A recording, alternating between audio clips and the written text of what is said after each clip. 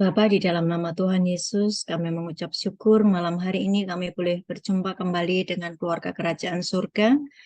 Kami mengucap syukur buat setiap kesempatan di mana kami diajar setiap hari makin kenal Engkau, makin boleh mengalami Tuhan nyata di dalam kehidupan kami sehari-hari.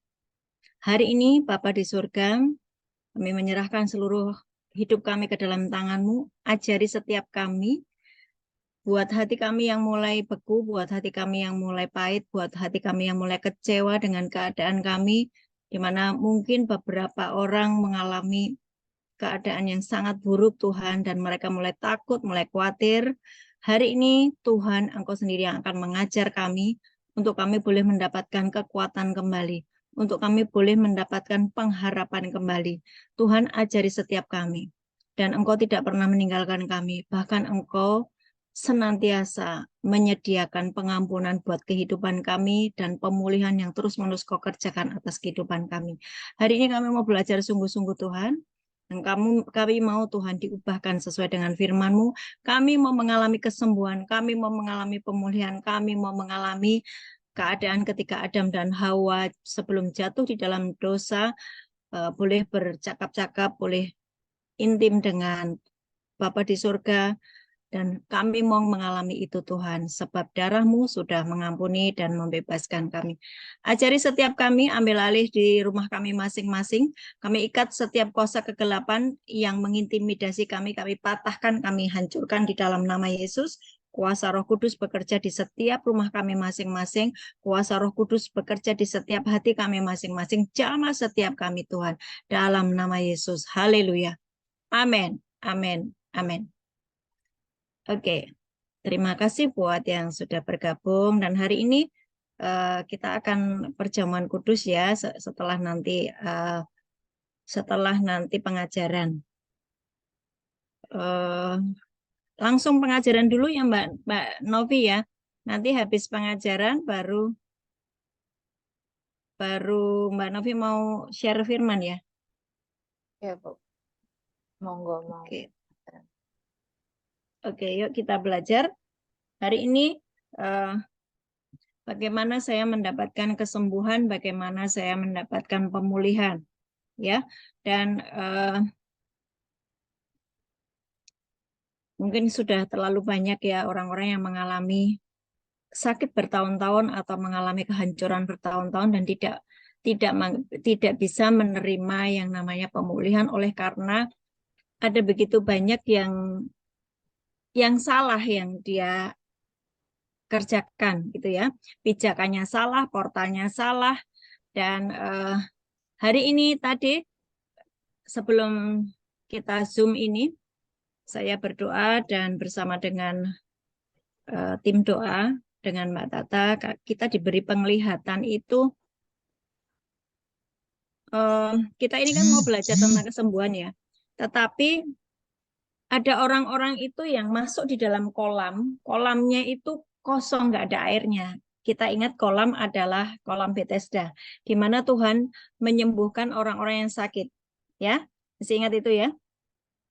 Ada dua kolamnya yang satu kosong, tapi banyak sekali orang yang nyemplung di dalam kolam yang kosong tadi. Sementara orang yang masuk di dalam kolam yang penuh air isinya, banyak isinya air, itu cuma sedikit, ya 1 banding 10. Artinya ada begitu banyak orang tidak mengalami kesembuhan, orang tidak mengalami pemulihan, karena itu tadi, portalnya salah, pijakannya salah, imannya salah. Imannya bercampur dengan kekhawatiran. Matius 21 ayat 21. Matius 21 ayat 21. Bulan Juli kemarin kita sudah belajar tentang portal ya. Portal itu gerbang mana yang kau buka, pintu mana yang kau buka, itu mempengaruhi progres di dalam kehidupanmu.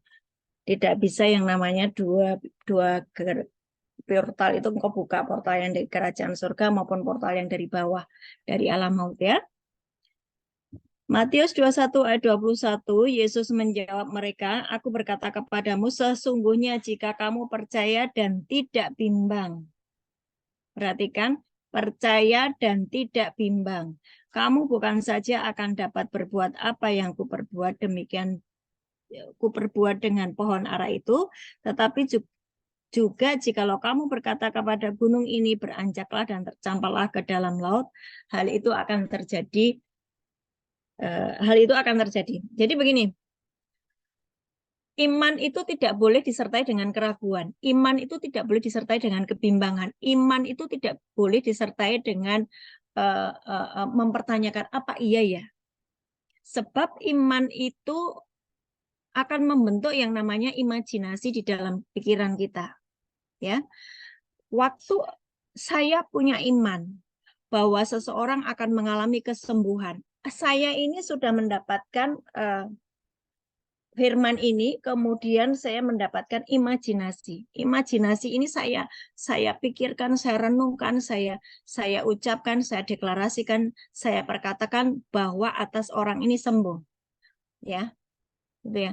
Jadi iman itu kan sebetulnya saya percaya tetapi saya belum melihat. Betul ya? Betul ya? Untuk teman-teman yang lagi sakit, untuk teman-teman yang sedang mengalami yang namanya kehancuran atau mengalami penurunan dalam segala aspek.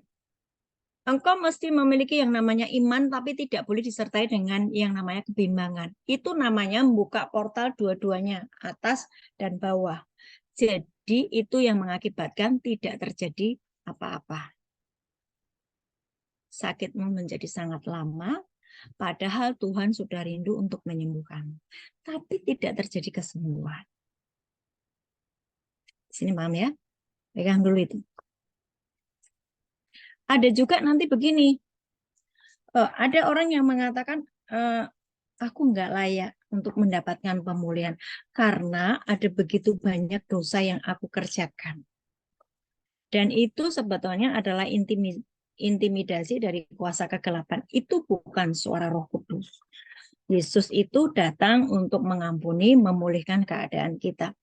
Roma 5 ayat 1, sebab itu kita yang dibenarkan karena iman, kita juga hidup di dalam damai sejahtera dengan Allah oleh karena Tuhan kita Yesus Kristus. Jadi Roma 5 ayat 1, sebab itu kita yang dibenarkan karena iman. Kita sudah dibenarkan karena iman. Bagi Bapak Ibu yang mengalami sakit, dan engkau mengerti atau mengalami keruntuhan ekonomi, mengalami keruntuhan di dalam keluarganya. Terus, Bapak Ibu punya iman, tetapi imanmu disertai dengan kebimbangan. Imanmu disertai dengan suara-suara di telingamu yang mengatakan engkau nggak layak. Anakmu nggak layak untuk mendapatkan kesembuhan. Keluargamu nggak layak, suamimu nggak layak untuk mendapatkan. Itu yang disebut dengan intimidasi. Itu. Nah, Roma 5 ayat 1, sebab itu kita yang dibenarkan karena iman. Saya, Bapak Ibu semuanya, sudah dibenarkan karena iman. Jadi harus ada iman. Iman tok.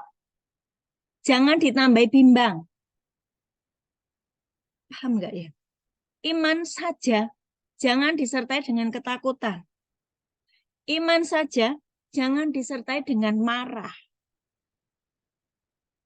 Yang dibutuhkan cuma iman saja. Imanmu sebesar biji sesawi dapat memindahkan gunung, tercampaklah engkau ke laut. Asal tidak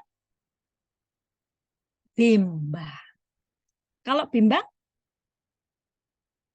sampai ajal menjemput, engkau tidak akan mendapatkan yang namanya penyediaan yang dari Bapa di surga. Dan engkau menjadi sangat tidak efektif buat kerajaan surga. Karena apa? Ya, hidupnya diisi dengan sakit penyakit, hidupnya diisi dengan yang namanya penderitaan, Ya. Poin-poin ini tolong di renungkan, ya. Dan Yeremia 29 ayat 11 berkata bahwa Tuhan itu tidak pernah memberi yang namanya rancangan kecelakaan, toh? Betul nggak? Imajinasikan itu. Imajinasikan itu. Bayangkan itu. Tuhan tidak pernah memberikan kepadaku rancangan kecelakaan. Tuhan tidak pernah memberikan kepadaku rancangan sakit penyakit. Tuhan tidak pernah memberikan kepadaku rancangan keruntuhan. No. Terus kenapa saya sakit? Kenapa anak saya sakit? Kenapa keluarga saya berantakan? Mari dilihat akar penyebabnya. Ya kan? Mari kita lihat penyebabnya apa. Nggak bisa yang namanya nggak model ya, KKS nggak model yang begini. Kau sakit terus, bawa aja ke tempatnya pendoa ini, terus didoakan. Terus nanti kalau engkau nggak sembuh, engkau akan kecewa dengan hamba Tuhan itu. Nggak model KKS kayak gitu. KKS mesti mengerti dasar-dasarnya ya. Ratapan 3 ayat 22-23, tak berkesudahan kasih setia Tuhan, tak habis-habisnya rahmatnya, selalu baru tiap pagi, besar kesetiaan. Jadi gini, tadi poinnya, saya punya iman tetapi saya tidak boleh menambahkan iman itu dengan ketakutan. Oke. Waktu saya tidur, saya bangun pagi, saya mendengar firman Tuhan yang berkata, tak berkesudahan kasih setia Tuhan, tak habis-habisnya rahmatnya, selalu baru tiap pagi. Terima kasih Bapa di surga, hari ini adalah rahmat-Mu baru buat hidupku. Terima kasih Bapa di surga, hari ini aku menerima kesembuhan, pemulihan, aku menerima rahmat-Mu yang baru pagi hari ini. Banyak orang tidak bisa ngomong seperti itu. Waktu dia sedang mengalami yang namanya kesakitan, keruntuhan, bangun pagi yang dipikirkan, aduh, sakit, aduh, tambah sakit, aduh. Ya enggak? Aduh, nanti gimana bayar cicilannya? Aduh. Tapi dia juga baca Alkitab.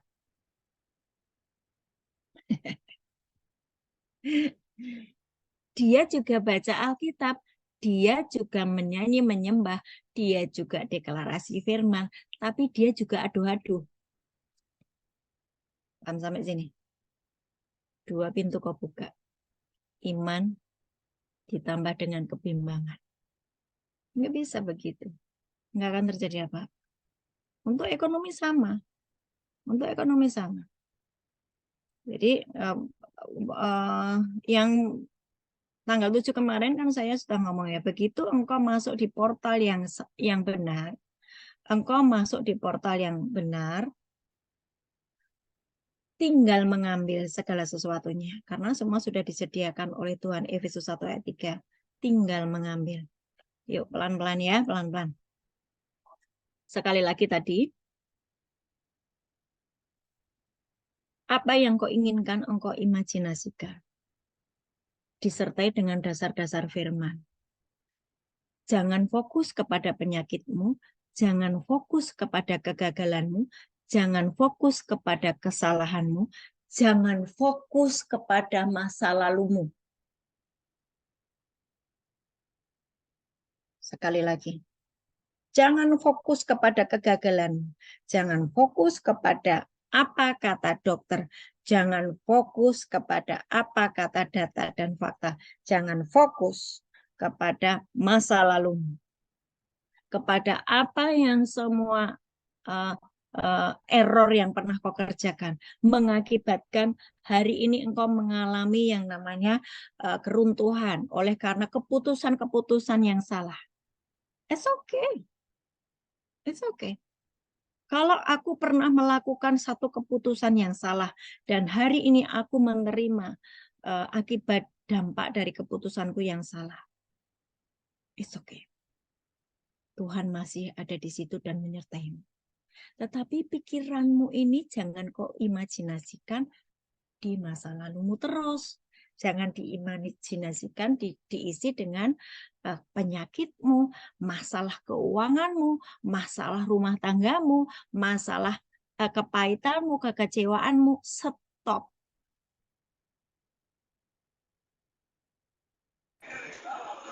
Suami saya masih begini-begini, anak saya pemberontak. Stop. Pikiranmu harus engkau imajinasikan terhadap apa yang sedang engkau minta di hadapan Tuhan.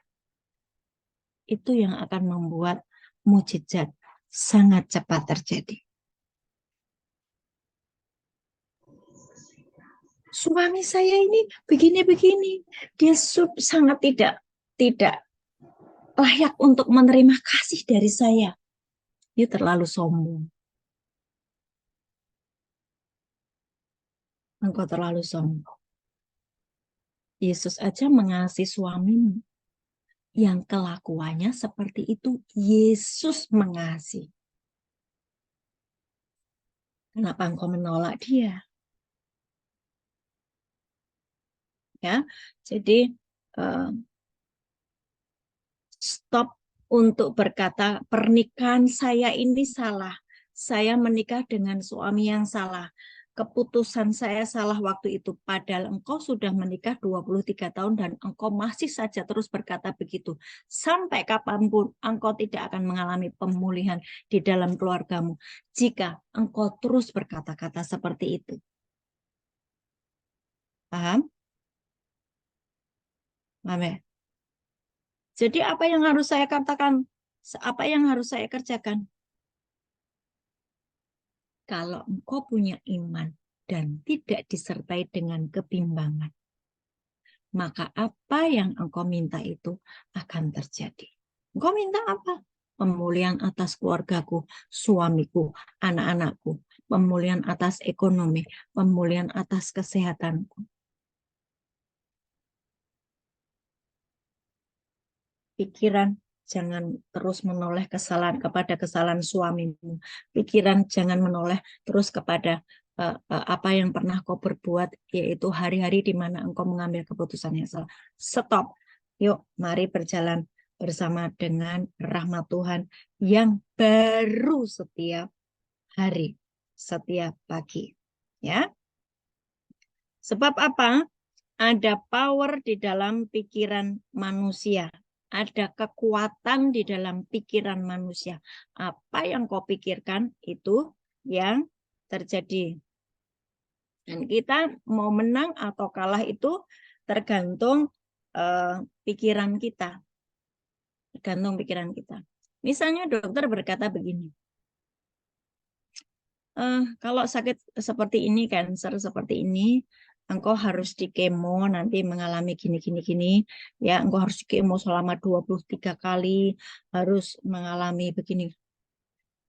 Waktu engkau mengimajinasikan perkataan dokter itu, dan engkau tidak melawannya, engkau tidak punya iman, maka kata-kata dokter itu yang harus terjadi.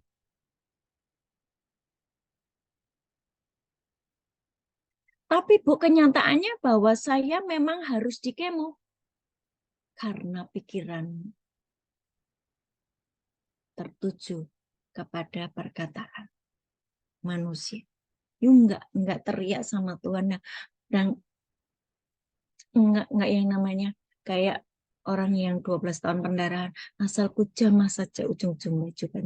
Bu, aku tuh sudah ngomong kayak gitu, aku sudah doa, asalku jamah. Engkau doa, tapi engkau disertai dengan bimbang.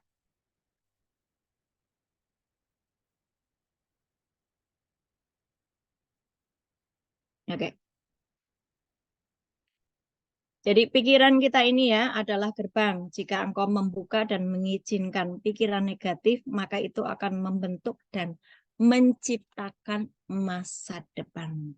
Hati-hati dengan pikiran. Pikiranmu itu adalah gerbang.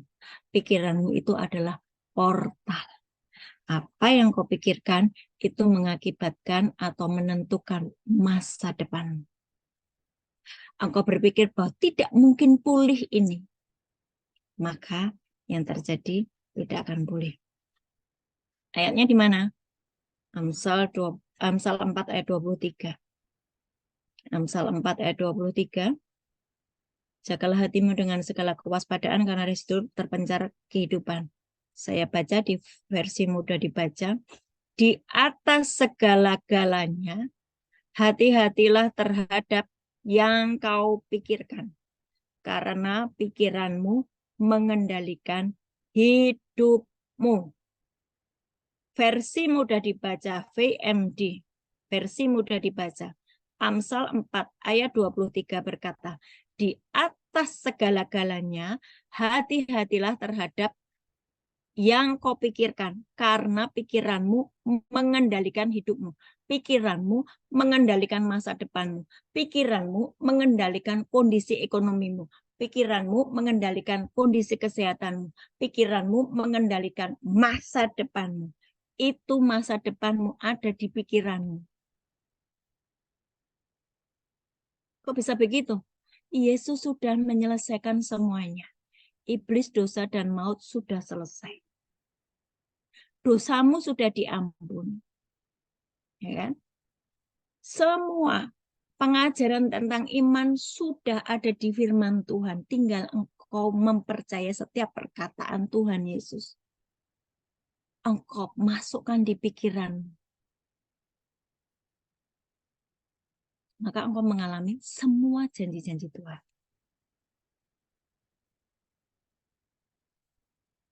Jadi, poin pertama, bagaimana supaya saya sembuh, bagaimana supaya saya pulih, adalah menjaga pikiran saya, karena pikiran saya mengendalikan hidup saya. Oke? Pikiran saya sering kosong. Ya sudah, masa depanmu zong, kosong.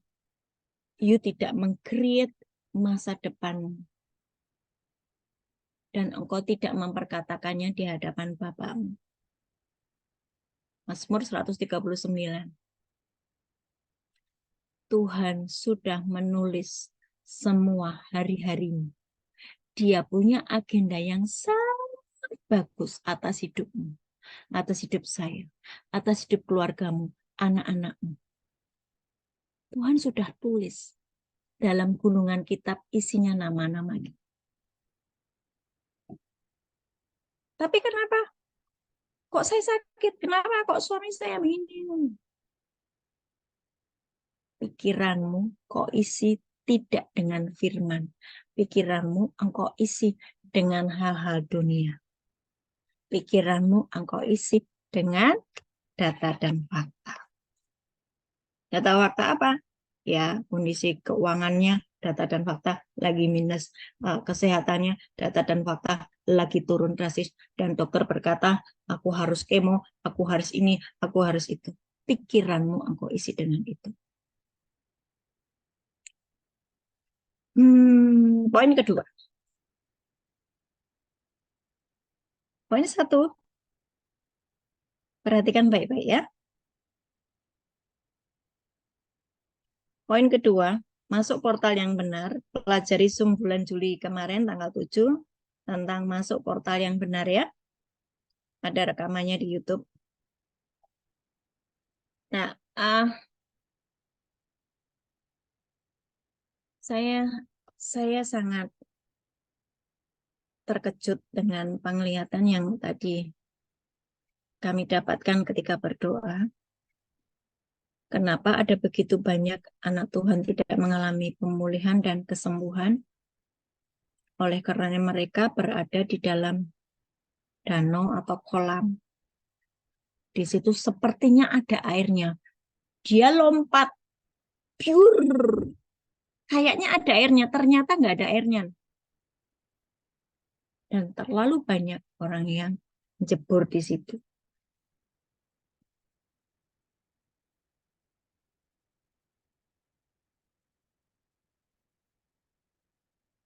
Hmm,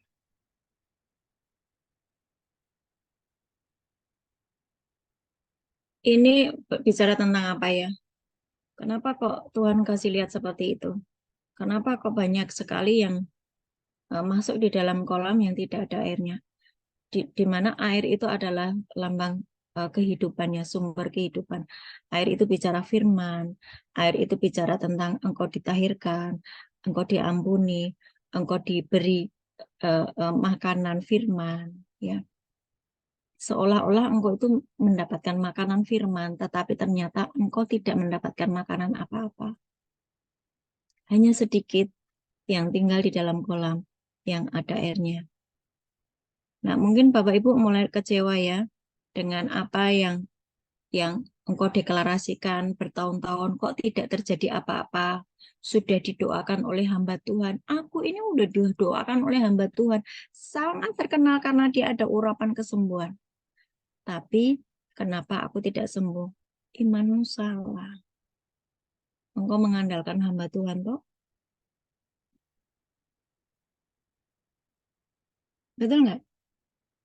Kok aku harus ketemu sama ini? Biar aku didoakan. Nggak apa-apa, esok bagus, nggak apa-apa. Tapi engkau sendiri juga harus punya iman. Harus ada apa yang menjadi bagian kita gitu loh. Apa yang menjadi bagian saya ketika saya didoakan itu harus saya kerjakan. Sepakatlah dengan pendoa tersebut gitu loh. Nah, ini yang mesti diperhatikan ya. Kenapa kok kondisi keluarga saya tidak mengalami pemulihan, kesehatan saya enggak mengalami pemulihan? Ya, engkau mungkin mengandalkan mujizat secara instan lewat hamba Tuhan. Enggak apa-apa didoakan hamba Tuhan, enggak apa-apa. Engkau mencari hamba Tuhan, enggak apa-apa. Tapi bagian kita, bagianmu harus dikerjakan. Ya, jadi perhatikan apakah portalmu sudah benar.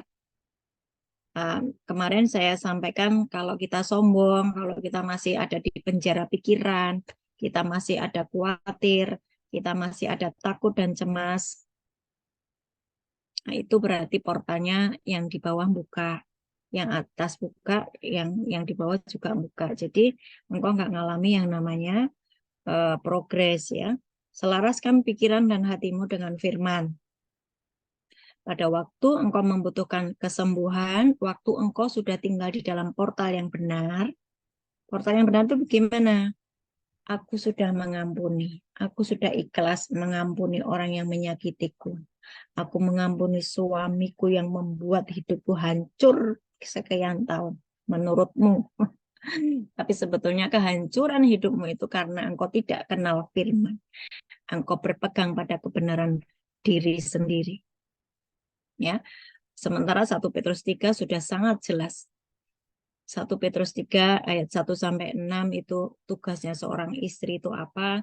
1 Petrus 3 ayat 7 tugasnya suami hanya kasihilah istrimu sebagai kaum yang lemah supaya doamu tidak terhalang.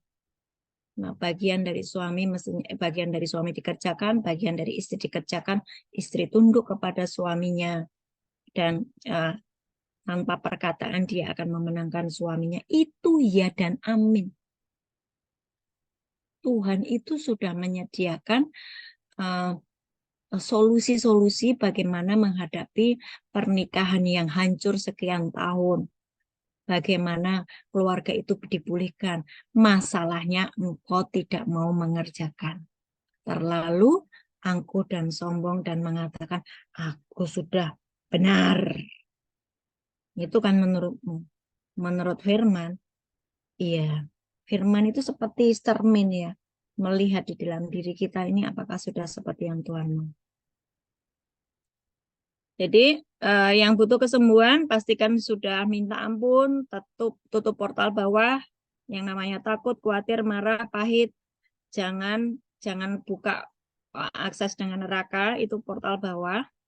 Bahwa Roma 14 ayat 17 itu saja yang harus engkau pakai ya, bahwa kerajaan surga bukan masalah makanan dan minuman, tetapi tentang kebenaran, damai sejahtera, dan sukacita oleh Roh Kudus. Hiduplah di dalam kebenaran, hidup berdamai dengan dirimu sendiri. Engkau harus berdamai dengan dirimu sendiri, berdamai dengan sesama, berdamai dengan Bapa di surga. tidak ada penghalang antara engkau dengan Bapamu, yaitu segala dosamu. Terus kemudian apa? Sukacita. Bergembiralah di dalam Tuhan, maka Tuhan akan memberikan apa yang menjadi keinginan hatimu. Yang ketiga sekarang ya, tadi poin yang kedua adalah perhatikan portalmu ya. Bagaimana engkau untuk mendapatkan pemulihan, perhatikan portalmu. Yang ketiga, ini loh, yang banyak orang nggak paham. Ya, perhatikan.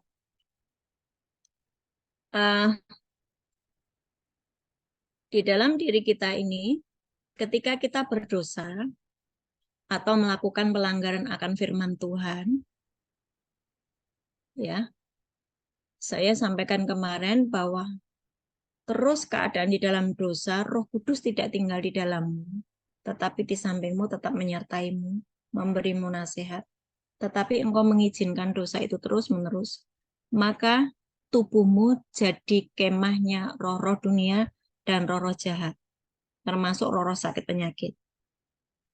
Nah, roh sakit penyakit atau iblis itu menyedot darahmu, mengkonsumsi darahmu, sehingga seluruh tubuhmu menjadi sakit. Ada yang diabetes, ada yang darah tinggi, ada yang cancer, ada yang macam-macam. Karena engkau terus melakukan dosa, engkau terus sakit hati, engkau terus pahit, ya. Dosa itu terus engkau izinkan tinggal di dalammu, maka roh-roh dunia yang gelap itu menyedot darahmu. Loh, kalau lihat film-film vampir itu kan nyedot darah tuh. Yesus mati memberikan darahnya supaya kita hidup kekal. Ya toh? Iblis apa? Ngambil darah supaya dia masih punya kekuatan untuk terus melakukan kejahatan. Darahnya siapa? Darahnya orang berdosa. Maka dibilang kita harus makan tubuh Yesus dan minum darah Yesus supaya darah kita ini dibersihkan sehingga tidak ada tuntutan iblis atas hidup kita akibat dosa dan pelanggaran kita. Itulah fungsinya perjamuan kudus yang nanti kita akan kerjakan. Ya, darah kita yang mengalir di dalam diri kita tidak hanya darah kita sendiri akibat dari dosa dan pelanggaran kita, tapi juga kita punya darah yang dari nenek moyang kita. Kita nggak tahu nenek moyang kita dulu penyembah berhala, kita nggak tahu dulu nenek moyang kita membuat perjanjian-perjanjian, kita kan nggak tahu. Nah, perjanjian-perjanjian itu kutubnya melekat sampai 3-4 keturunan.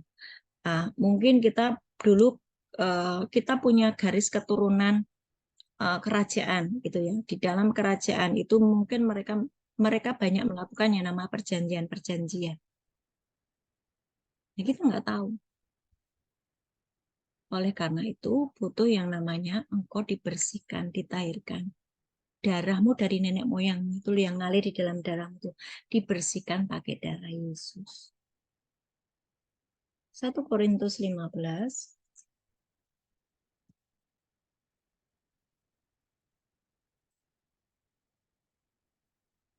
ayat 50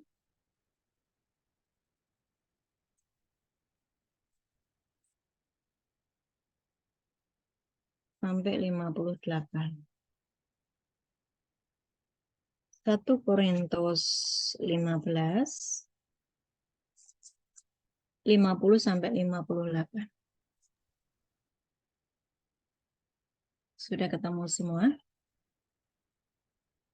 Dibaca ya. Saudara-saudara, inilah yang hendak kukatakan kepadamu, yaitu bahwa daging dan darah tidak mendapat bagian di dalam kerajaan Allah, dan bahwa yang binasa tidak dapat bagian dalam apa yang tidak binasa. 51.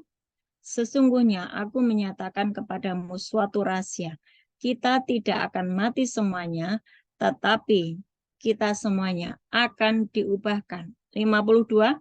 Dalam sekejap mata, pada waktu bunyi nafiri yang terakhir. Bunyi nafiri terakhir yang keberapa? 7. Sudah dibahas ya. dalam sekejap mata, pada waktu bunyi nafiri yang terakhir, sebab nafiri akan berbunyi dan orang-orang mati akan dibangkitkan dalam keadaan yang tidak dapat binasa dan kita semuanya akan diubah. 53. Karena yang dapat binasa ini harus mengenakan yang tidak dapat binasa. Dan yang dapat mati ini harus mengenakan yang tidak dapat mati. Dan sesudah yang dapat binasa ini mengenakan yang tidak dapat binasa, dan yang dapat mati ini mengenakan yang tidak dapat mati, maka genaplah firman Tuhan yang tertulis, maut telah ditelan dalam kemenangan. Hai maut, di manakah kemenanganmu?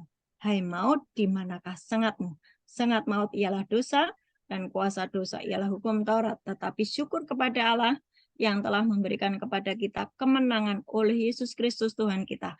Karena itu saudara-saudara yang kekasih, berdirilah teguh, jangan goyah dan giatlah selalu di dalam pekerjaan Tuhan, sebab kamu tahu bahwa dalam persekutuan dengan Tuhan jerih payahmu tidak sia-sia.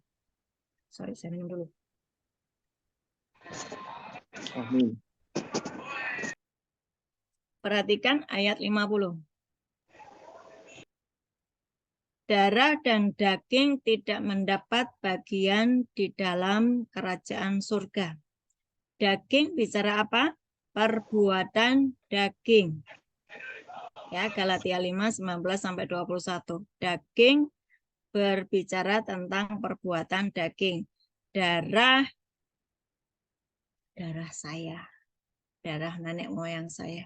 Darah saya mengalir di dalam darah saya.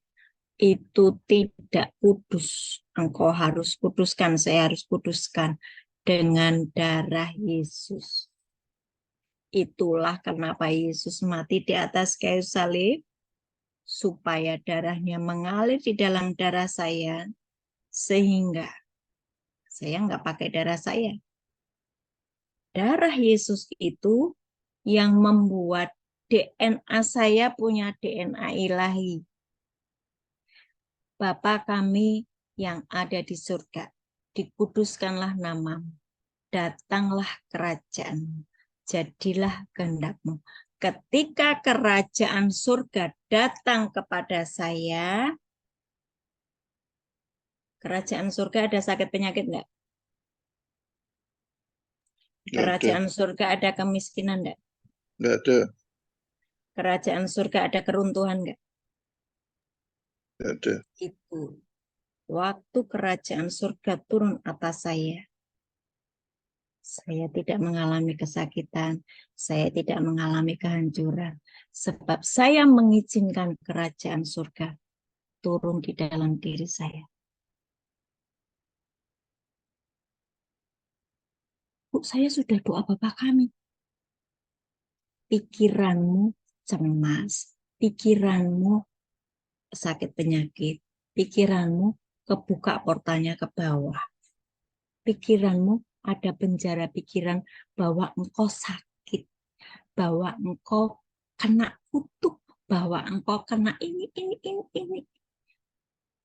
Lebih percaya kepada fakta dan data.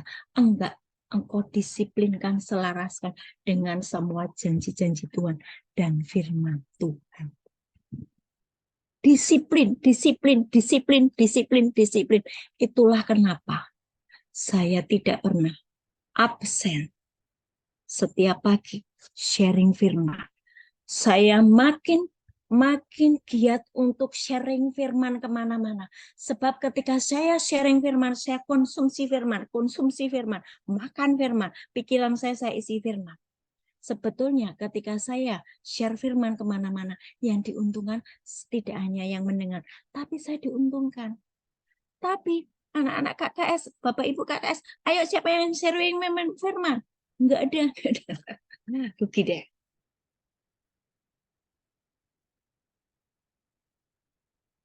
Ketika engkau share firman, engkau sedang memberi makan kepada pikiranmu sendiri dan juga orang-orang yang mendengar firman yang kau sampaikan.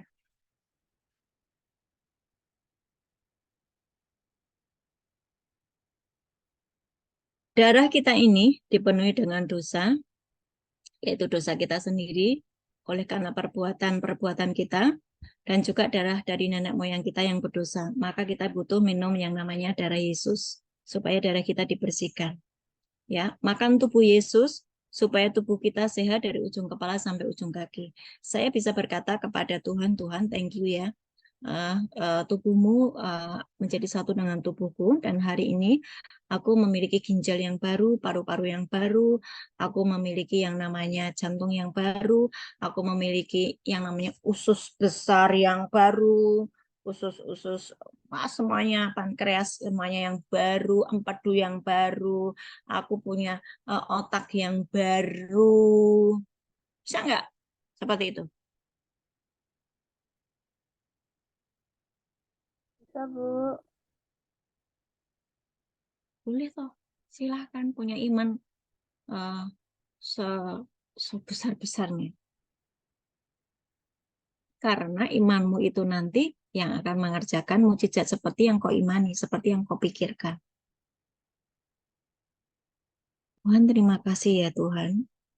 Darahmu mengalir dalam darahku, tubuhmu mengalir dalam tubuhku, sehingga aku tidak mengalami penuaan.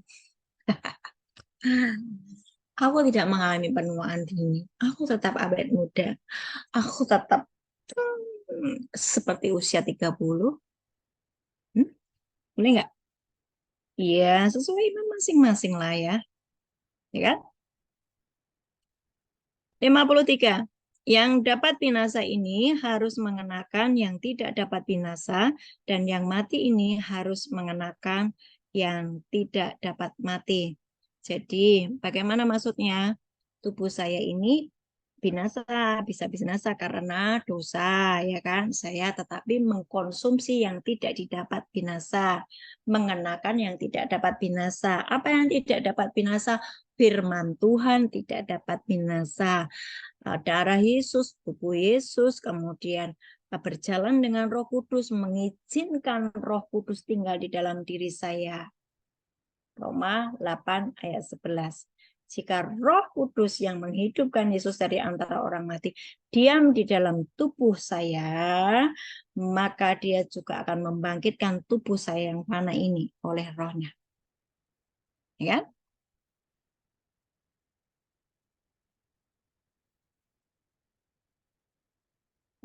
Hari-hari ini ada penyakit aneh-aneh, ada penyakit ini, penyakit ini. Oh, kamu mulai takut, mulai khawatir. Monggo silahkan. Itu namanya engkau membuka portal. Engkau enggak aktif iman. Kalau saya enggak.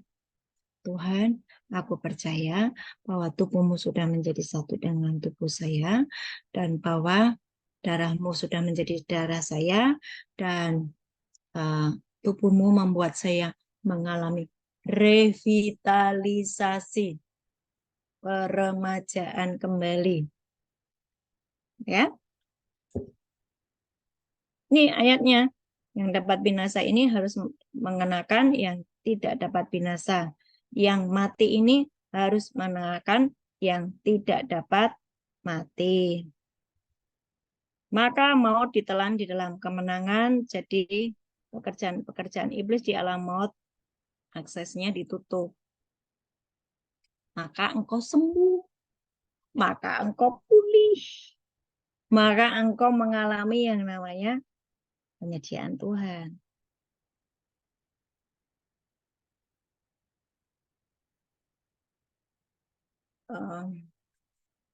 Tidak semudah itu, Ferguson, betul. Ada begitu banyak orang-orang yang sudah mengalami yang namanya perjuangan dia untuk melawan sakit penyakitnya. Ya. Roma 12 ayat 1. Ini keren banget. Mungkin Bapak Ibu sudah sering mendengar Roma 12 ini.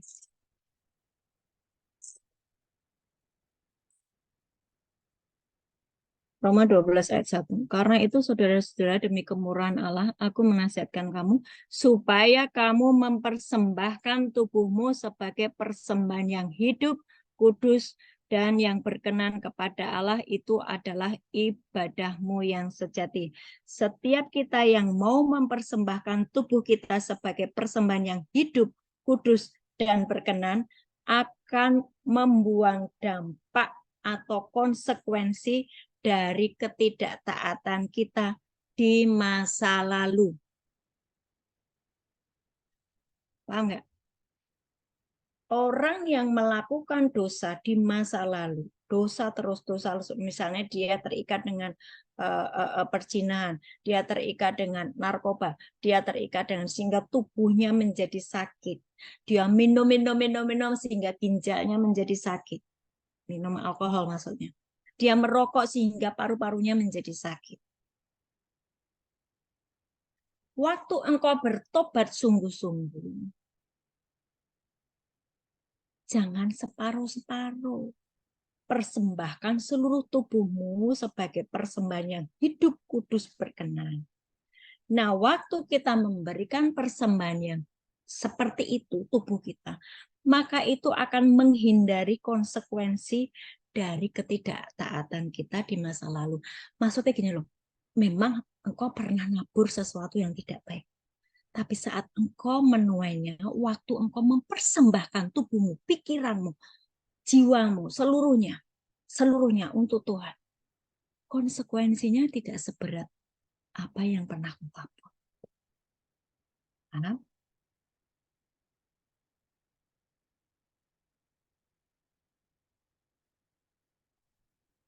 Yesus sudah mempersembahkan tubuhnya di atas kayu salib. Waktu dia bangkit, dia ketemu Maria Magdalena. Dan dia berkata, "No, jangan sentuh saya dulu. Aku mau datang dulu ke Bapakku, mempersembahkan tubuhku yang kudus, tak bercacat celah, untuk dunia, untuk dunia."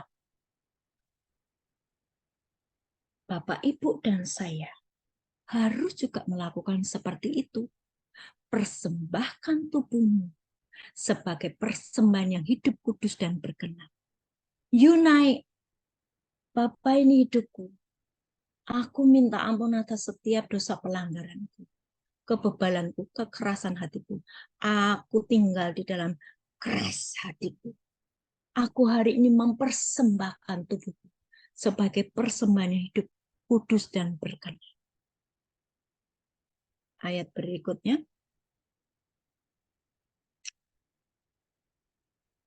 Yang kudus dan yang berkenan kepada Allah itu adalah ibadahmu yang sejati.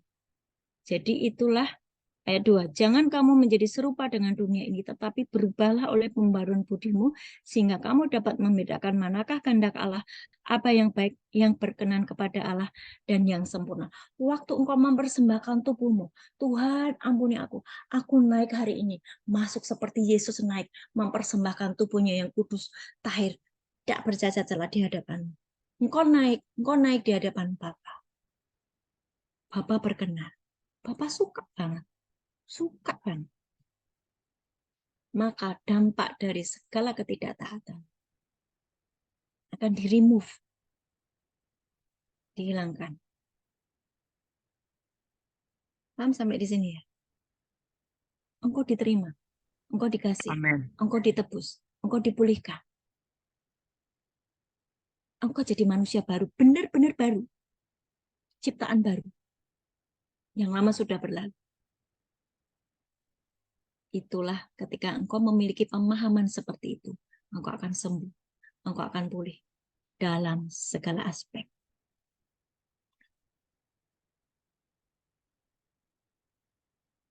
Imamat 23 ayat 12. Pada zaman hukum Taurat, ada yang namanya harus mempersembahkan seekor domba berumur setahun yang tidak bercacat celah sebagai korban bakaran bagi Tuhan. Yaitu di Imamat 23 ayat 12. Yohanes 1 ayat 29. Yohanes 1 ayat 29.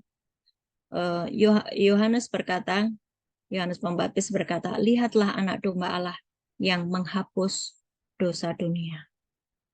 Yohanes 20 ayat 17. Jangan engkau memegang aku sebab aku belum pergi kepada Bapa.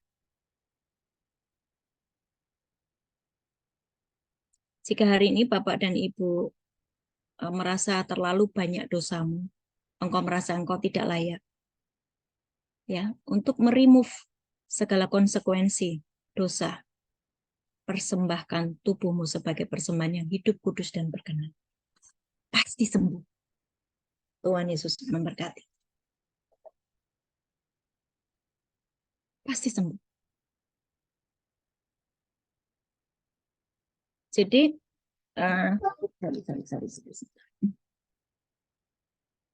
jadi jangan dicampur dengan kekhawatiran. Terus jangan gini, oke aku bertobat. Tobat kumat, tobat kumat, obat kumat, tobat kumat, tobat kumat. Nggak akan mengalami progres apa. Paham sampai di sini? Nah, sekali Amin. lagi. Kalau kerajaan surga turun ke atasmu, maka tidak ada sakit penyakit. Tidak ada yang namanya penderitaan. Tidak ada yang namanya kesusahan. Karena engkau izinkan kerajaan surga tinggal di dalam engkau. Kerajaan surga tidak harus menunggu nanti kalau wafat. Hari ini kerajaan surga turun atas hidup kita masing-masing. Terjadilah atasmu di dalam nama Yesus. Haleluya. Amin. Amin. Amin. Amin. Saya lanjutkan dengan perjamuan kudus ya sekalian ya.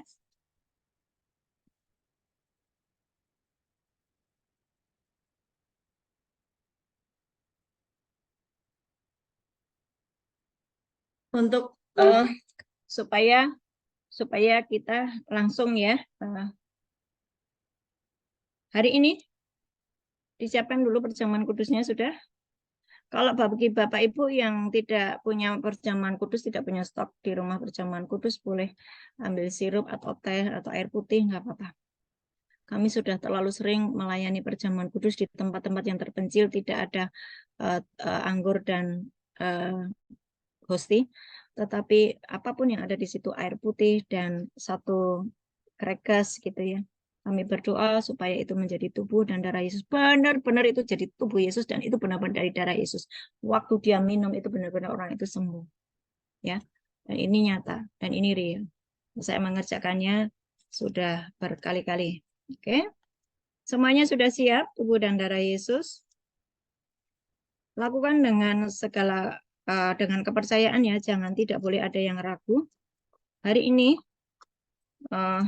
jangan sampai engkau tinggal di dalam kolam yang kosong tidak ada airnya, kolam Bethesda yang kosong tidak ada airnya. Pastikan bahwa kita terhubung dengan Tuhan langsung dan firman-Nya.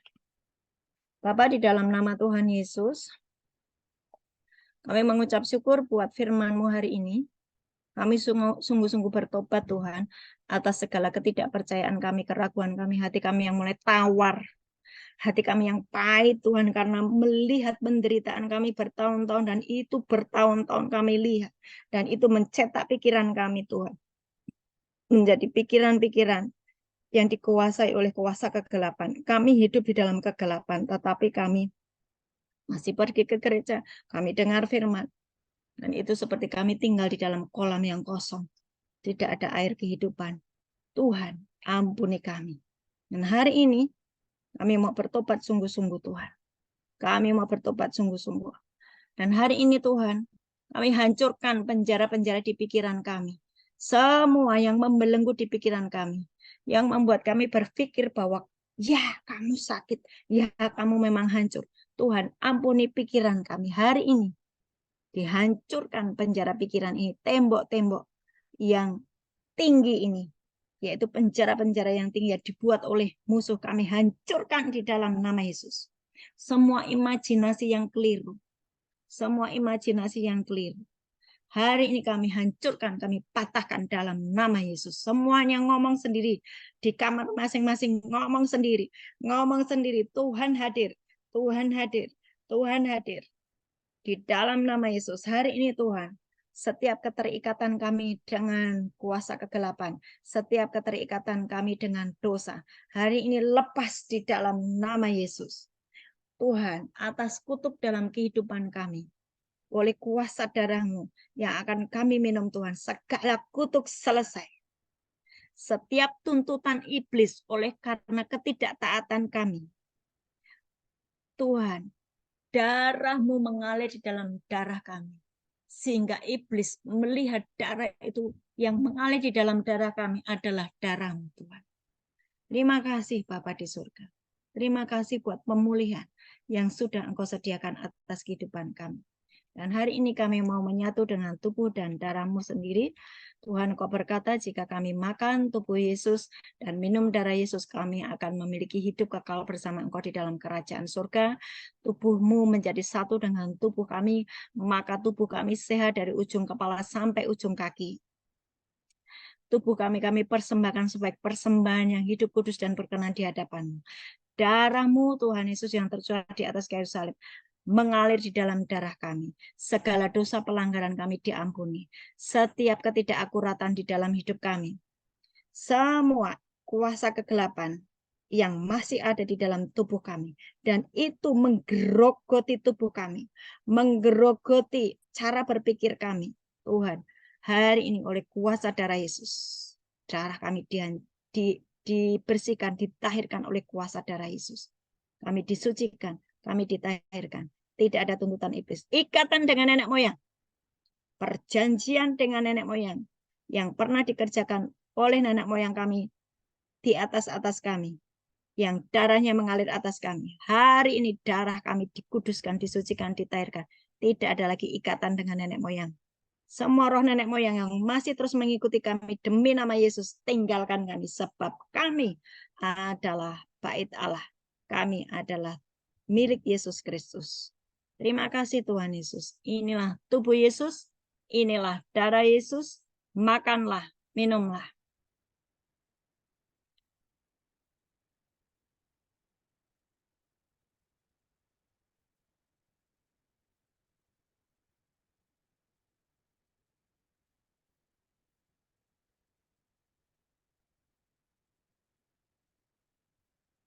Bikin tanda salib bidai dengan darah Yesus.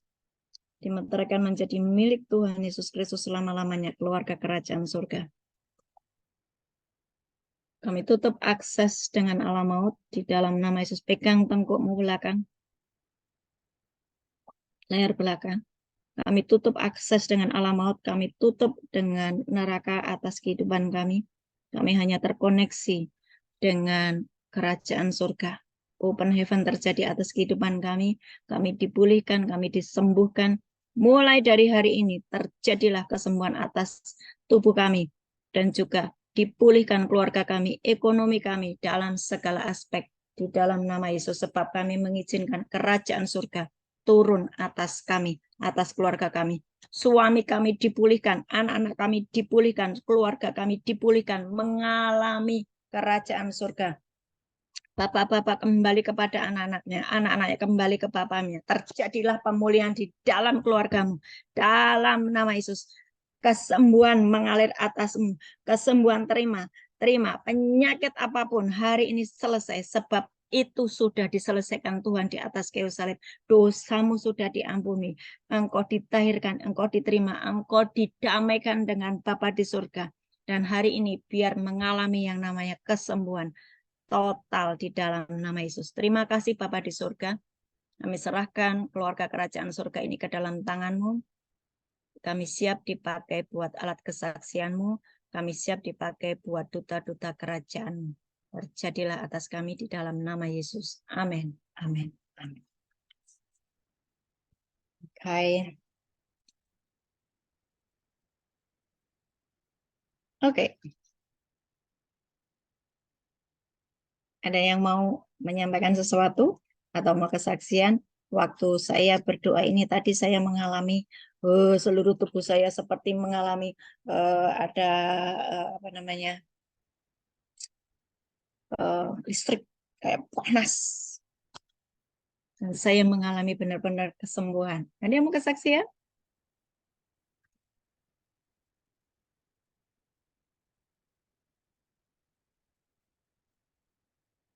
Atau ada yang mau bertanya?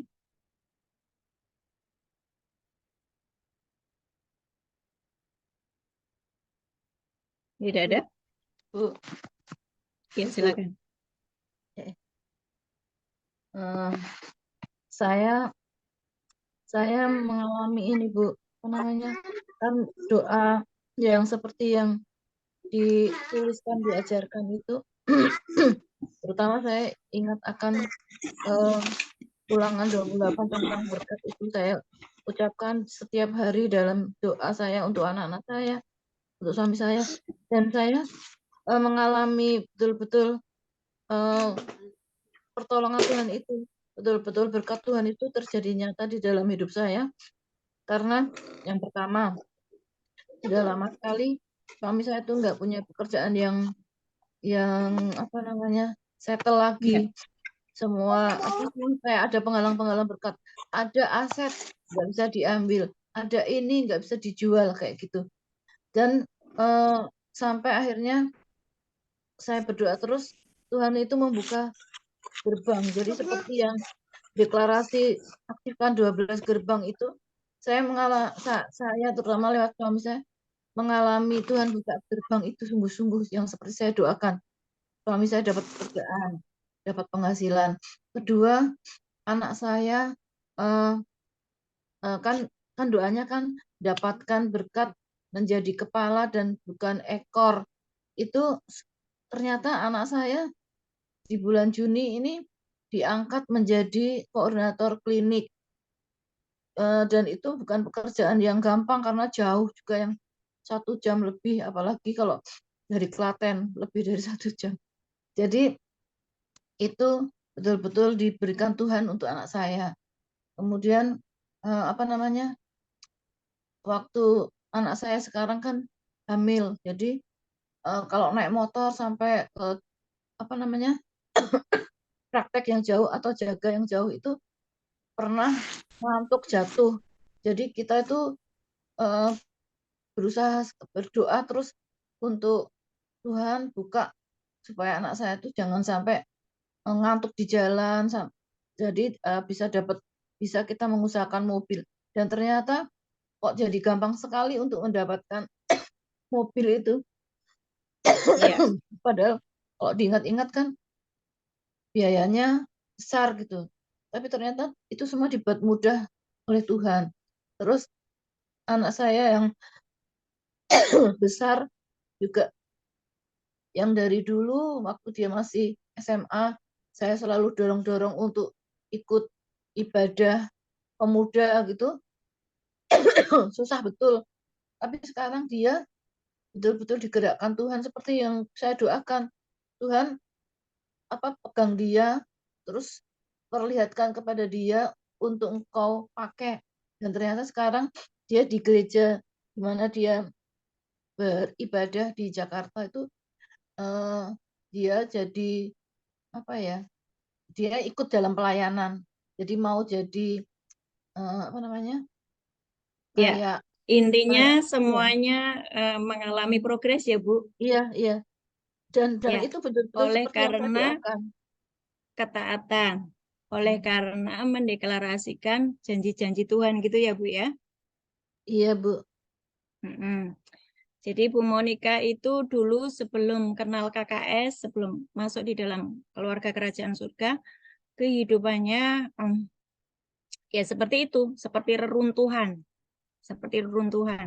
Tapi dari waktu itu COVID ya, Bu Monica sudah nggak bisa nafas, tiba-tiba telepon saya, terus kemudian tiba-tiba dia bisa nafas, kemudian dia bisa sembuh, pulih, dan pelan-pelan kondisi keluarganya dipulihkan, suaminya dipulihkan, yang tadinya tidak ada pekerjaan, sekarang mendapatkan pekerjaan yang luar biasa, anak-anaknya pun diberkati. Itu seperti bacaan kita hari ini ya.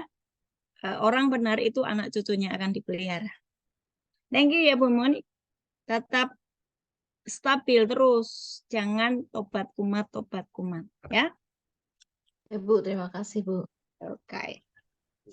Ada lagi?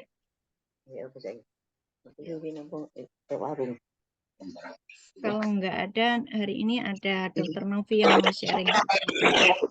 Ada Bu Mita. Kenapa Bu Mita?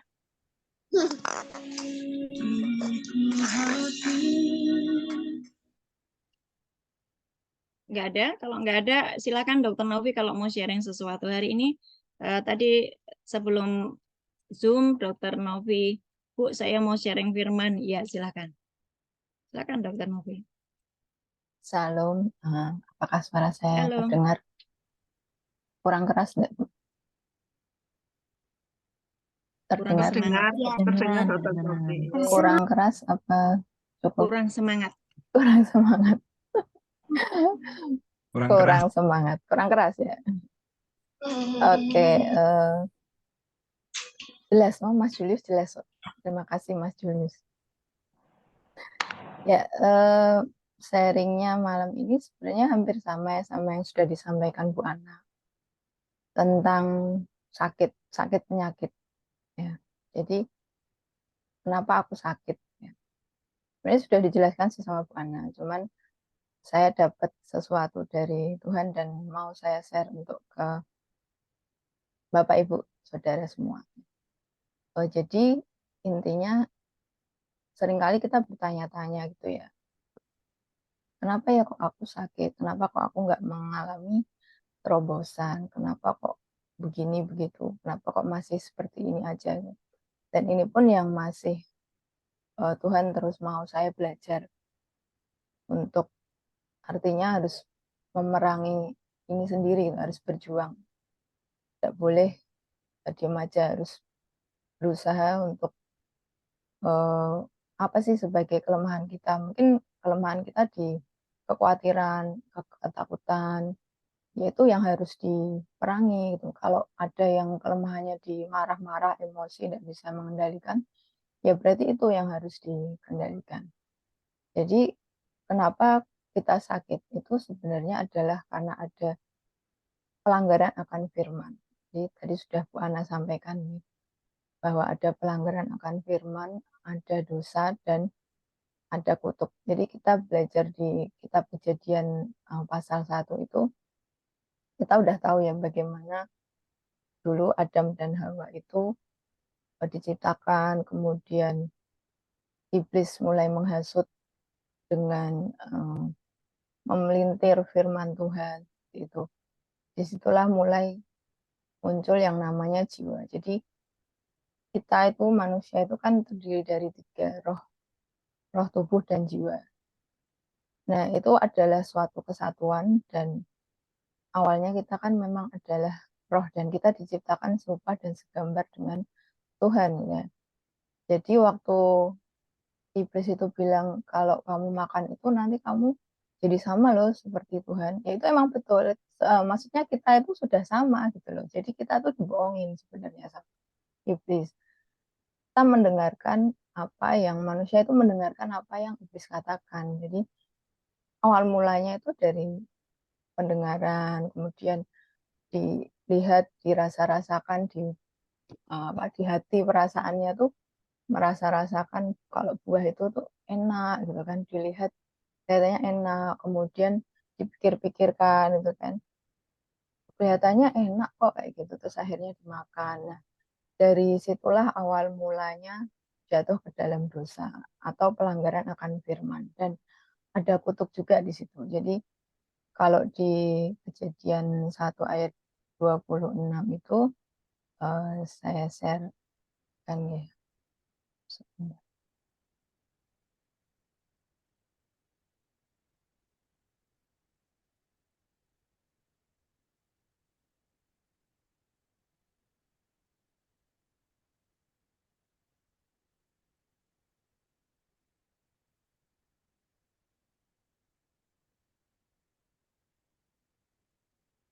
Jadi di Kejadian 3, mohon maaf, Kejadian 3 di sini ayat 16, firman-Nya kepada perempuan itu, susah payahmu waktu mengandung akan kubuat sangat banyak, dengan kesakitan engkau akan melahirkan. Ya, jadi di sini kita bisa melihat awal mula di kejadian itu, akhirnya Tuhan menghukum ya. Nah, jadi ada ada namanya hukum dosa dan maut. Kalau kita belajar dari Bu Ana itu kan seperti itu. Jadi ada dosa, ya ada hukumannya gitu. Ada hukumannya apa? Ternyata ada kesakitan yang ditimbulkan pada waktu itu yang kena si Hawa. Tapi kan sebenarnya tidak cuma perempuan, tapi juga semuanya juga mengalami yang namanya sakit itu karena ada pelanggaran dosa.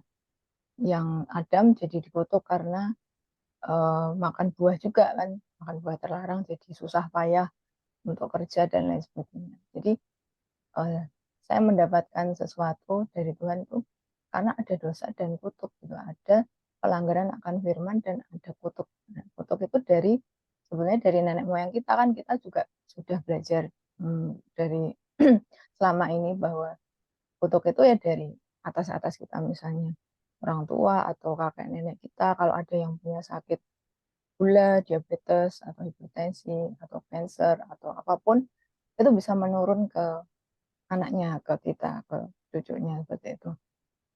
Nah, dari sini saya mendapatkan, oh iya, berarti memang betul itu, memang ada kutuk, ada dosa yang pelanggaran firman itu akhirnya mengakibatkan suatu sakit penyakit, dan kutuk itu harus dipatahkan, gitu itu. Beberapa waktu lalu juga waktu Mbak Dewi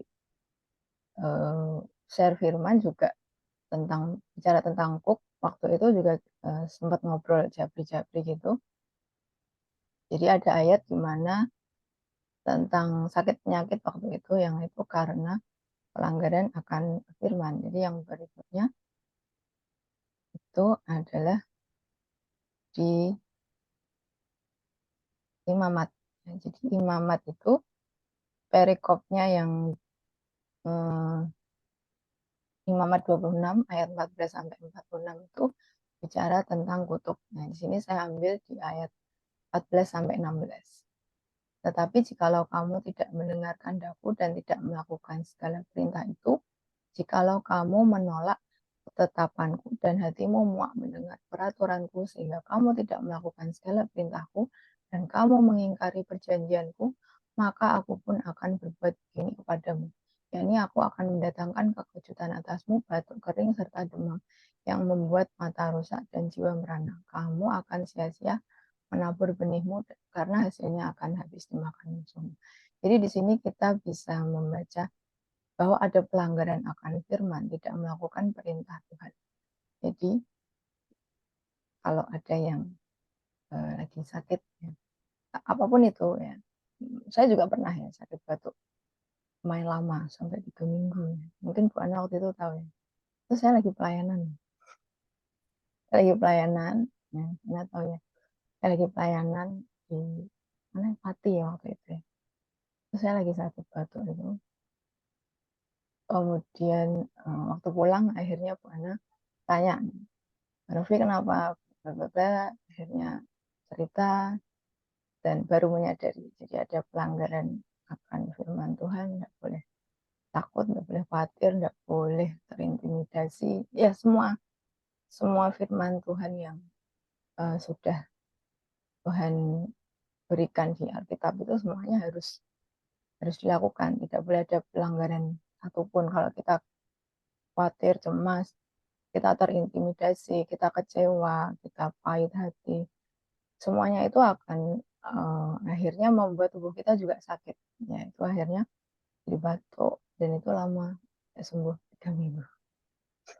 Ya, akhirnya terus bertobat, akhirnya mulai bisa membenahi lagi dan bisa sembuh. Walaupun itu sudah tidak minum obat, bisa sembuh. Kemudian yang selanjutnya adalah bicara tentang tadi ya 3 itu ya, roh, tubuh, dan jiwa.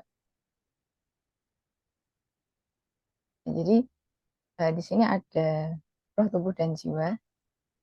Jadi yang tadi saya sampaikan ya, dan dulu juga sudah pernah saya sampaikan, dulu pernah disampaikan Mas Andre juga, Mas Andre-nya dokter Ana itu tentang jiwa. Ada kesimpulan, ada panca indera, ada hati, perasaan, kemudian pikiran, dan kemudian ada tubuh kita melakukan sesuatu tadi seperti di Hawa itu ya, melakukan mengambil buah yang tidak boleh dimakan kemudian dimakan itu. Nah, roh itu ada roh kita dan ada roh kudusnya. Kita sudah sering belajar bahwa roh kudus itu diam bersama-sama kita. Tapi kalau kita mendua, kita membuka portal yang salah, kita masuk portal yang salah, maka roh kudus itu akan mundur. Dia akan ada di samping kita, tapi dia nggak ada di dalam diri kita. Jadi ada dua gitu ya, roh kudus di luar atau roh kudus di dalam diri kita. Kita mau pilih yang mana? Kita kalau mau dua-duanya nggak bisa. Tetap melakukan pelanggaran firman dosa, tapi juga tetap mau roh kudus sama kita itu nggak bisa. Roh kudus akan ada di luar kita. Seperti itu. Kemudian, nah ini tadi yang sudah disampaikan Bu Ana ya. Jadi semua yang kita percayai, kita pikirkan, kita rasakan, kita katakan itu yang akan terjadi. Ada beberapa ayatnya. Tadi di Matius, Yohanes sudah menyampaikan, kita ternyata saya dapat juga di Markus 11 ayat 23 itu sama. Jadi intinya, barang siapa berkata, beranjaklah dan tercampaklah ke dalam lautnya pada gunung asal, tidak bimbang, tapi percaya apa yang dikatakan itu terjadi, maka itu akan terjadi. Jadi ada percaya, tidak bimbang, dan mengatakan. Jadi ada deklarasi, ada kita memperkatakan firman. Kemudian kenapa sih yang kita pikirkan, yang kita merasakan, yang kita percaya, yang kita katakan itu yang terjadi? Karena sebenarnya kita punya kuasa, kita diberikan kuasa seperti Tuhan gitu. Karena kan Tuhan itu sudah menciptakan kita serupa dan segambar dengan Tuhan. Seperti di Kejadian 1 ayat 26 berfirmanlah Allah, baiklah kita menjadikan manusia menurut gambar dan rupa kita, supaya mereka berkuasa atas ikan-ikan di laut dan burung-burung di udara dan atas seluruh bumi.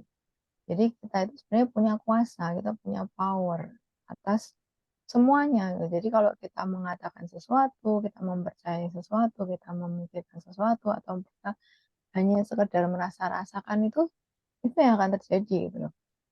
Di Ayub 3 ayat 25 sampai 26, karena yang kutakutkan itu yang menimpa aku, yang kucemaskan itu yang mendatangi aku tidak mendapat keterangan dan ketenteraman, aku tidak mendapat istirahat, tapi kegelisahan yang timbul. Jadi ketakutan, kecemasan itulah yang akan mendatangi kita kalau kita takut atau cemas. Jadi yang kita pikirkan, yang kita rasakan, kita katakan, cuma di batin aja tuh sebenarnya ada kuasanya, ada powernya. Kan pernah ya sering kita batin sesuatu itu terjadi karena kita memang punya power seperti itu.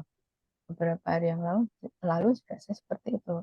Rasa-rasanya ke mobil bannya nggak enak ya. Udah pergi isi angin ya. Terus besoknya beneran ini pecah satu. Jadi itu harusnya dibebaskan, nggak boleh memikirkan sesuatu yang buruk gitu, harusnya kita tangkal. Jadi setiap hari itu belajar dan terus belajar. Oh, ampuni aku Tuhan, aku nggak boleh mikirin yang jelek ya, harusnya aku bebaskan ya dalam nama Yesus. Semuanya baik-baik aja, malaikat melindungi depan, belakang, atas, bawah, samping, kanan, kiri. Jadi seperti itu. Jadi ini adalah pelajaran setiap saat, setiap waktu, setiap hari buat kita semua gitu ya. Apa yang kita pikirkan, yang kita rasakan, yang kita katakan itu punya kuasa. Jadi selalu berhati-hati terhadap semua itu, ya. Semuanya ya. Dan kemudian yang terakhir, Suaranya jangan melemah ya, sayang. ya.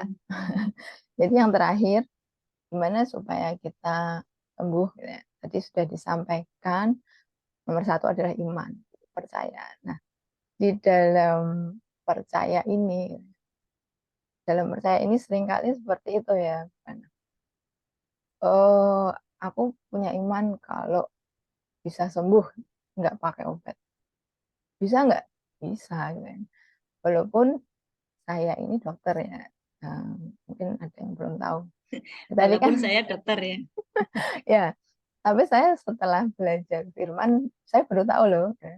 Baru tahu loh kalau bisa sembuh tanpa obat, ya kan.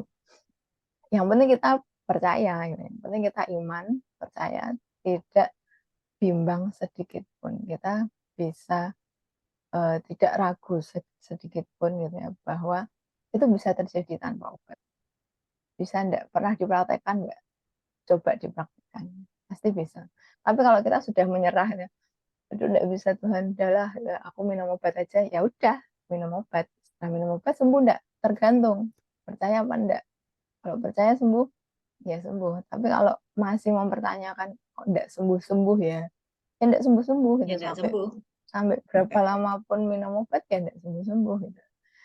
Dan kalau masih ada sesuatu yang salah yang belum kita beresi di hati ataupun di pikiran kita, itu juga masih nggak sembuh-sembuh walaupun minum obat sampai berapa lama, ya nggak sembuh-sembuh karena masih ada yang nggak beres di hatinya dan di pikirannya. Misalnya masih stres, ya masih mikirin masalahnya, masih belum bisa mengampuni, masih takut, kok aku sakit begini ya, kok aku nggak bisa sembuh ya, kok seperti ini, seperti itu. Ya mau minum obat berapa lama juga nggak sembuh, mau dilakukan apapun juga nggak sembuh, seperti itu. Ya tadi seperti saya bilang ya, walaupun saya dokter tapi saya pernah praktek juga gitu. Sakit nggak usah minum obat tapi bisa sembuh ya. Contohnya ada beberapa, cuma yang sudah berhasil itu kalau perempuan kan ada yang namanya nyeri head. Itu dulu saya nyeri. Nah, lama-kelamaan sudah nggak nyeri, tapi masih ada rasa nggak enak sih. Maksudnya gini, kayak ada sinyal-sinyal gitu dari merasa ya, itu tadi merasa ya. Perempuan tuh biasanya merasa kalau mau head gitu. Kadang emosi, tapi sudah mulai bisa mengendalikan supaya tidak terpancing emosi. Jadi beberapa beberapa hal itu kan seringkali memancing kita emosi, tapi bisa mengendalikan supaya tidak emosi, supaya bisa Tuhan tetap sabar, tetap mengampuni, sabar, jangan marah.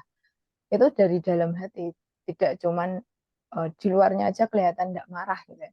Tapi dalam hati tetap marah itu juga masih salah. Tapi kalau di dalam hatinya Tuhan aku tidak marah, tidak marah. Terus di luarnya juga kelihatan tidak marah gitu kan. Berarti itu udah berhasil. Tapi kalau di luar kelihatannya nggak marah tapi di dalam masih masih itu ya, masih kalau bahasa Jawanya masih gedem-gedem, masih masih emosi jiwa di dalam, itu juga masih salah ya. Masih belum bisa menghilangkan rasa marah itu ya, seperti itu. Nah, seringkali kan perempuan tuh merasa oh ini mau datang haid nih makanya emosi. Lah itu yang kita percaya itu yang terjadi gitu. Kita rasa-rasakan oh, beneran nih mau haid, oh beneran nih haid, seperti itu. Itu karena ada tadi kuasa, sebenarnya ada, kita tuh sudah dikasih kuasa oleh Tuhan untuk tahu oh ini mau haid. Biasanya ada yang mancing-mancing emosi gitu. Tapi kita nggak boleh emosi ya, kita tahu rasanya, perempuan tahu rasanya mau haid seperti apa, kemudian memang betul, dan tapi kita nggak terpancing untuk emosi, kita tetap berusaha untuk tidak melanggar firman Tuhan, seperti itu. Kemudian yang kedua adalah yang sudah kita belajar selama ini pasti adalah Roma 14 ayat 17 ya. Tiga kabel itu selalu harus kita nyambung ke atas ya sama Tuhan, melakukan kebenaran firman Tuhan semuanya, tidak ada kecuali. Disuruh ngampuni tapi aduh Tuhan aku tidak bisa ngampuni ya, tidak bisa, itu hukumnya mutlak. Kalau kamu tidak mengampuni, kamu tidak diampuni. Jadi pilihannya cuma satu, kamu mengampuni atau kamu tidak diampuni. Jadi mau mana? Kalau kamu mau mengampuni, berarti kamu diampuni. Tapi kalau kamu tidak mau mengampuni, ya kamu nggak bisa minta kamu diampuni, nggak bakalan bisa. Itu hukumnya udah mutlak.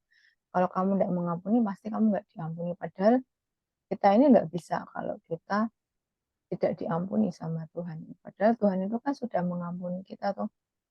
Kenapa kita berkeras? Kenapa kita sombong? Kenapa kita terlalu egois, terlalu angkuh, sehingga kita tidak mau mengampuni dan tidak mau mengasihi. Jadi mengampuni itu seperti apa sih? Mengampuni itu kita ketemu sama orang itu tuh sudah biasa aja, sudah bisa senyum, sudah bisa menyapa. Kalau bahasa Jawa kan monggo, monggo Pak, monggo Bu, seperti itu.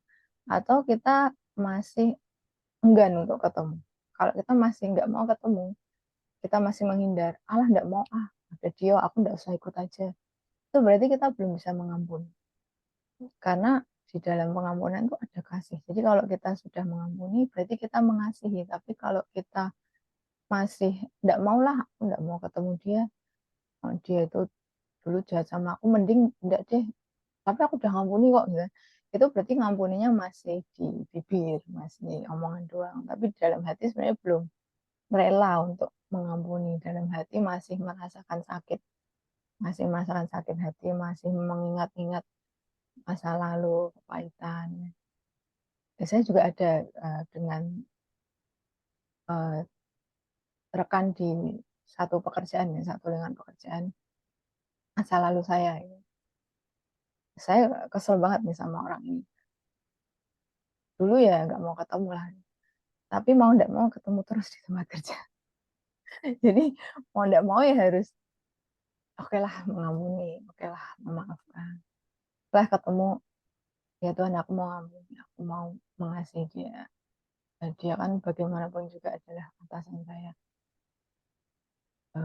Oke, saya mengampuni, saya memaafkan, saya tersenyum biasa aja, dan di dalam hati itu sudah benar-benar ya mengampuni gitu, mengampuni dan mengasihi, dan ya sebagai bawahan yang baik tentu kita menghormati atasan, tetap dari dalam hati tetap tersenyum.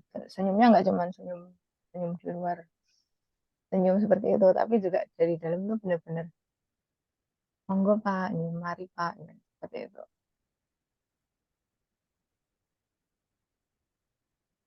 Sepertinya udah satu lagi ya. Oh ya, satu lagi ya.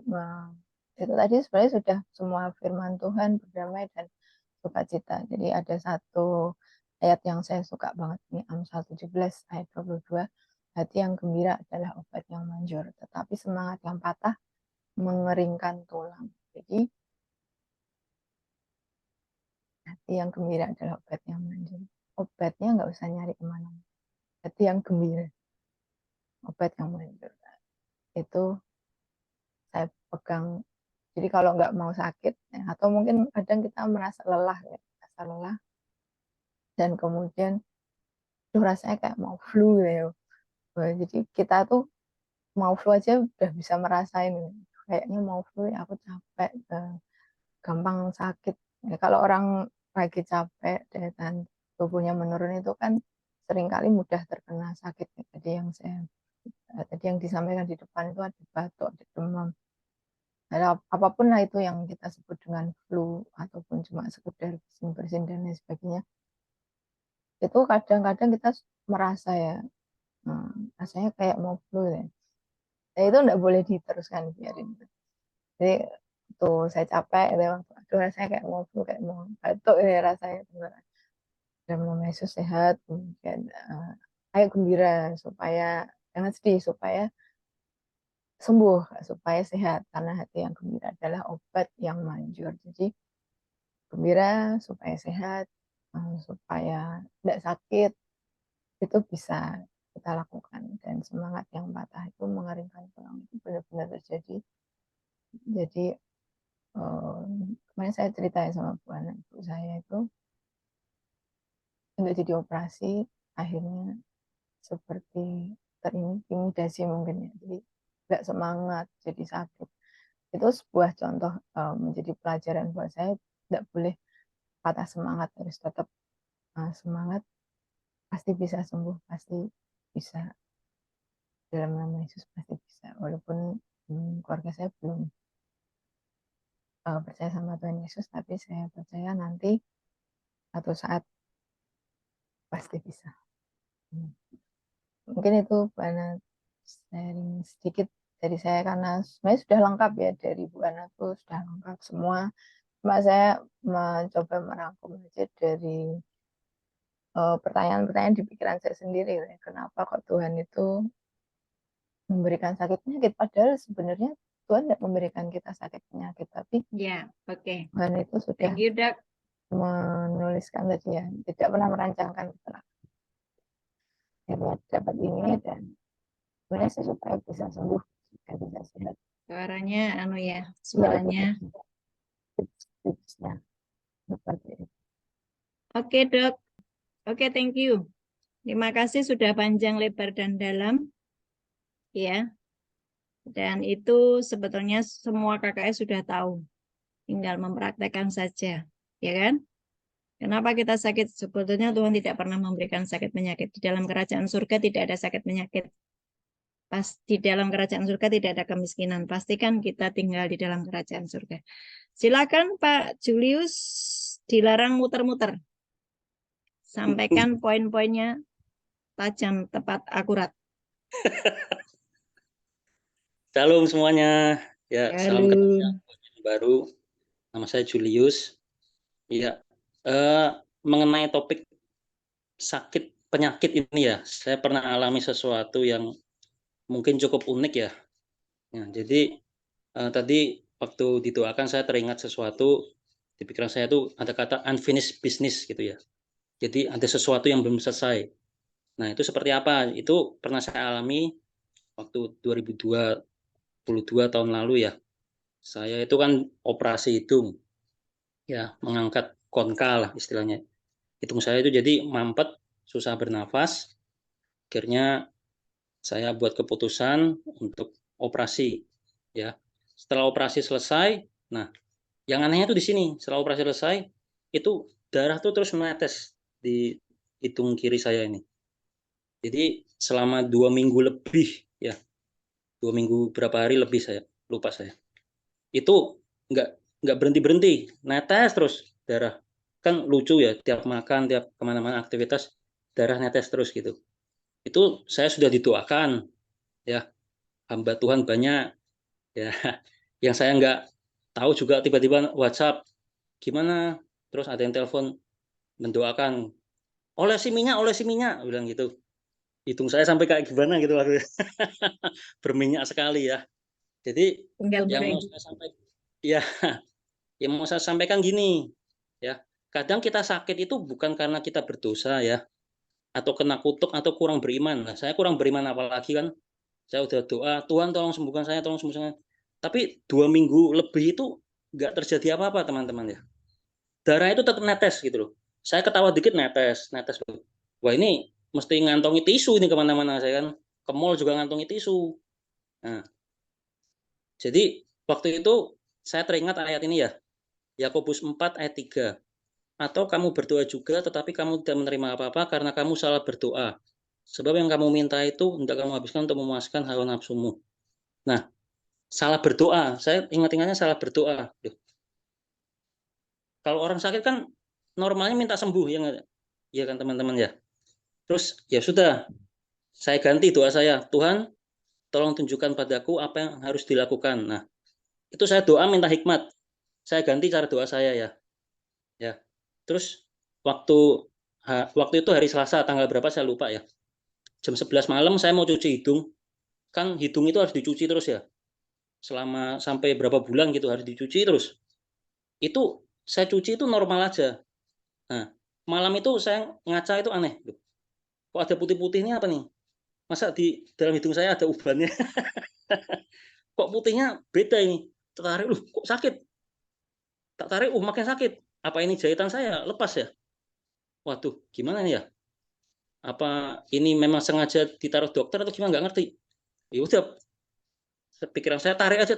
Ya udah tak tarik, bos, itu darah ngocor semua. Ternyata itu ada perban ketinggalan. Jadi tandon ketinggalan di hidung saya. Ya tampon lah ya istilahnya. Jadi itu perban diputer-puter dimasukkan. Nah itu unfinished business. Nah, jadi ada sesuatu yang belum selesai yang menyebabkan saya tidak bisa sembuh. Ternyata ada tampon yang ketinggalan itu saudara-saudara. Itu saya tarik itu kan darah ngocor-ngocor itu udah hitam sudah. Waduh, gila nih pokoknya. Terus saya cuci lagi. Nah, nggak sampai 2 hari lah. Itu saya sudah mulai kering sembuh. nggak netes-netes lagi sampai sekarang. Nah, jadi yang mau saya sampaikan, nah intinya pertama ya, kalau saudara-saudara teman-teman mengalami sakit dan masih belum disembuhkan, jangan berkecil hati. Belum tentu kamu tidak beriman ya, belum tentu. Mungkin ada sesuatu yang kamu belum selesaikan untuk mencapai kepada kesembuhan itu. Seperti kasus saya, kita ganti cara berdoanya ya. Jangan minta disembuhkan, tapi berdoa minta hikmat apa yang harus dilakukan. Nah, saya juga waktu itu nggak tahu kok tiba-tiba saya bisa ngelihat itu loh. Padahal kalau kalau ada tampon ya logikanya ya, saya semprot air itu mampet harusnya. Tapi ini ngelewat aja loh. Air itu ngelewat aja, lancar, nggak ada masalah. Saya bernapas juga cukup lega sih waktu itu. Saya juga nggak kepikiran kok bisa ada tampon gede segini nih. Itu nyumbel di hidung saya tuh. Udah gitu aja tambahan dari saya ya. Jadi jangan berkecil hati. Mungkin ada yang belum selesai yang menyebabkan teman-teman saudara sekalian tidak mengalami kesembuhan. Diubah cara berdoanya meminta hikmat. Demikian teman-teman, terima kasih atas waktu dan kesempatannya. Waktu dan tempat Iya. saya kembali. Lengkap ya, sudah lengkap. Jadi semua hari ini bagaimana untuk mendapatkan kesembuhan sudah lengkap disampaikan oleh saya, Dr. Novi dan juga Julius. Semuanya udah lengkap. Tinggal mari kita praktekkan. Bagi yang mengalami kehancuran rumah tangga sama. Bagian kita itu harus kita kerjakan. Ya, bagian kita sesuai dengan firman Tuhan kita kerjakan. Tuhan sudah menyelesaikan semuanya, tinggal kita menyelesaikan bagian kita. Oke, ada lagi yang mau sampaikan sesuatu?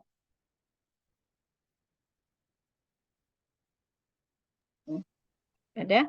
Bagi Bapak Ibu yang baru bergabung, kalau ingin bergabung di grup WA kami, Keluarga Kerajaan Surga, setiap hari saya mengajar firman.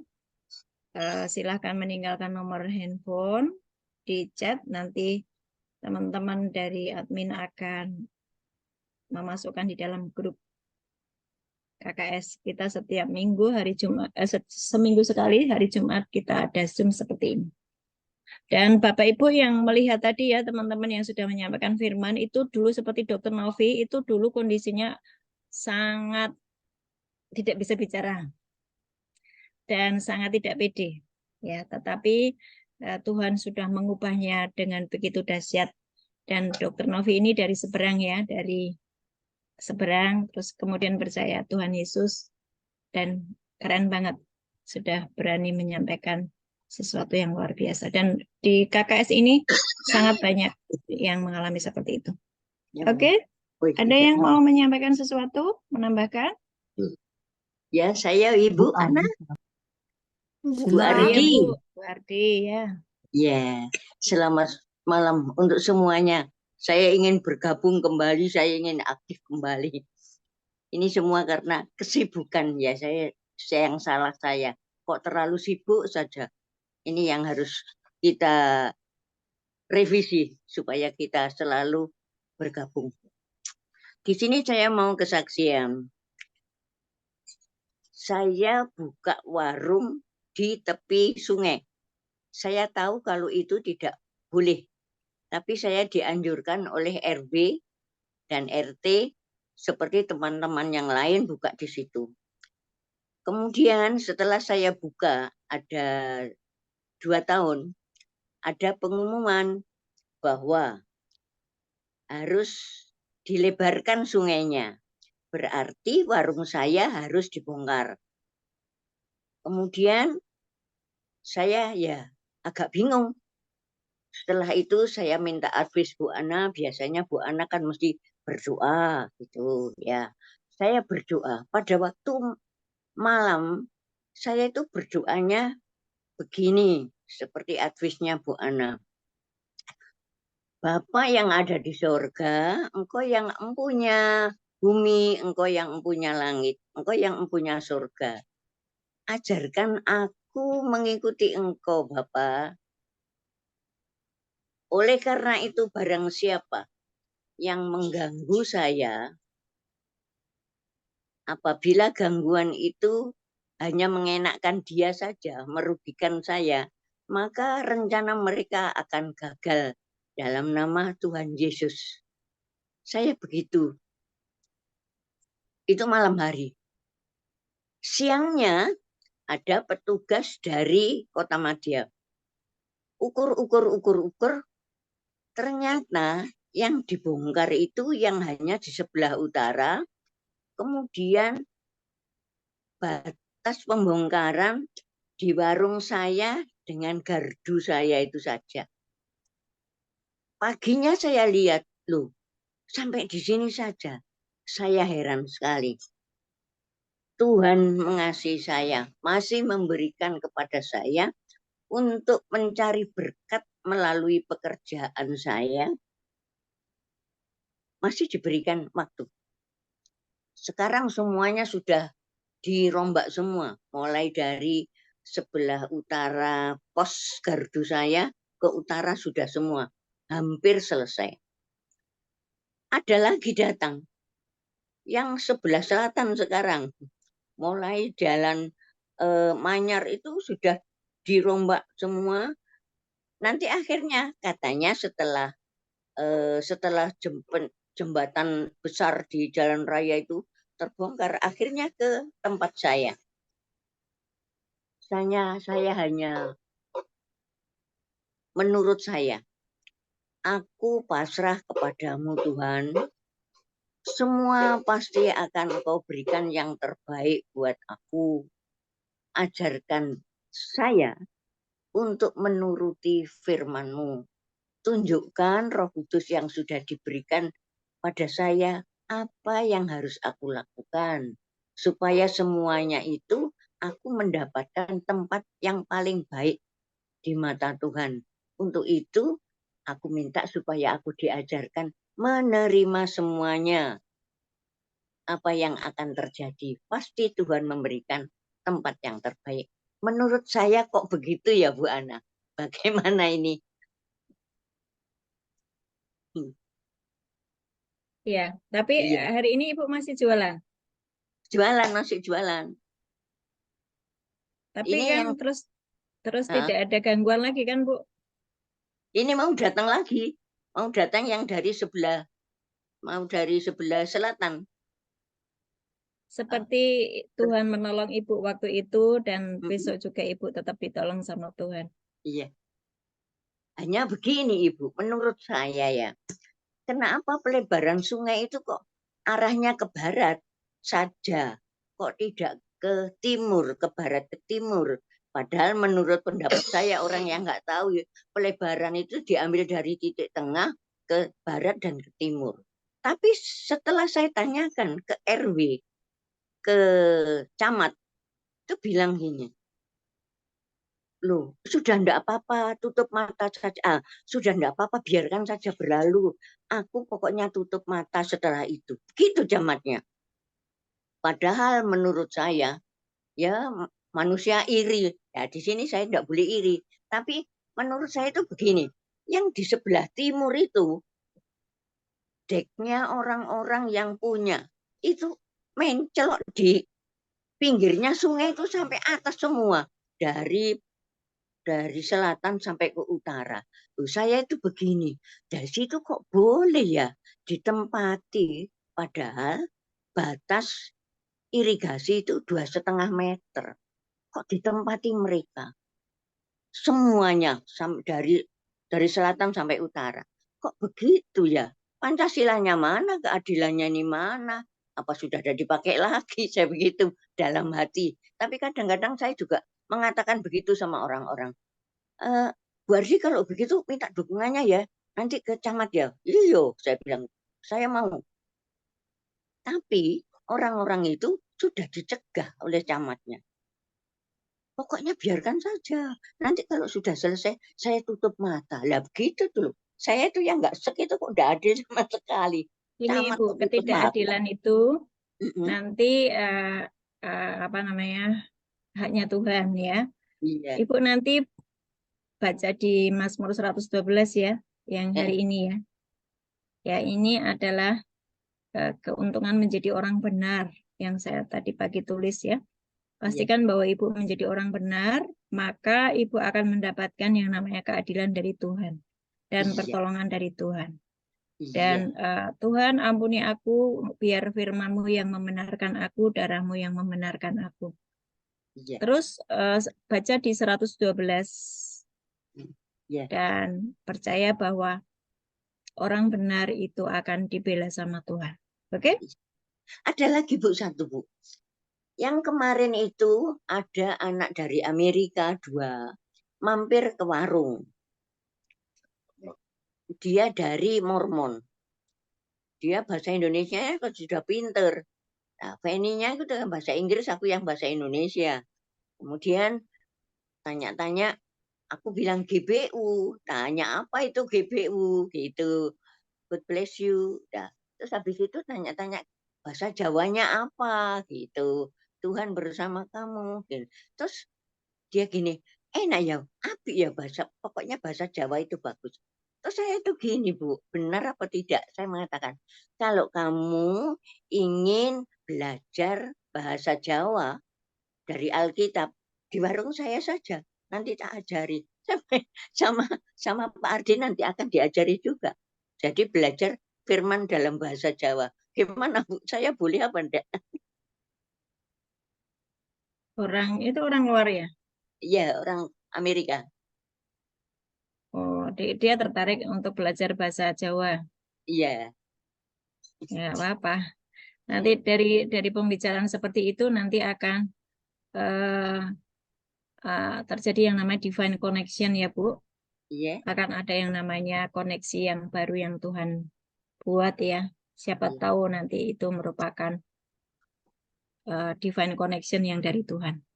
Iya. Ya Makasih. kan memang tujuannya membuka warung adalah supaya Ibu bisa menceritakan kebaikan Tuhan, dan Mazmur 92 ayat 13 terjadi sampai masa tuanya Ibu tetap sehat, segar, gemuk, jangan gemuk-gemuk tapi terus untuk menceritakan Tuhan Yesus baik. Iya. Masih terus semangat ya. Iya. Oke. Sudah mulai jam 9. Kita akhiri ya. Atau ada yang mau menyampaikan sesuatu lagi? Ada? Oke, kayaknya nggak ada. Yuk kita tutup dalam doa. Bapak, terima kasih. Hari ini kami menikmati kasih setia Tuhan, kami menikmati perjanjian-perjanjian-Mu atas kehidupan kami. Ketika kami menjadi orang benar, Engkau yang akan membela kami.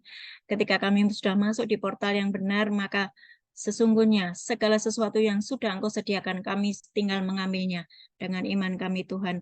Dan sesungguhnya Tuhan, Engkau sudah mengajari kami untuk terus naik, untuk terus rapture, setiap hari naik, masuk ke ruang tahta-Mu, dan bercakap-cakap dengan Engkau, dan menikmati semua yang sudah Engkau sediakan. Ajari setiap kami untuk memiliki iman yang terus dibaharui, level iman yang terus dinaikkan ya Tuhan. Kami tidak mau stay di tempat yang sama, kami mau terus berlari, kami mau terus terbang bersama dengan Engkau. Terima kasih Bapa di surga untuk keluarga kerajaan surga.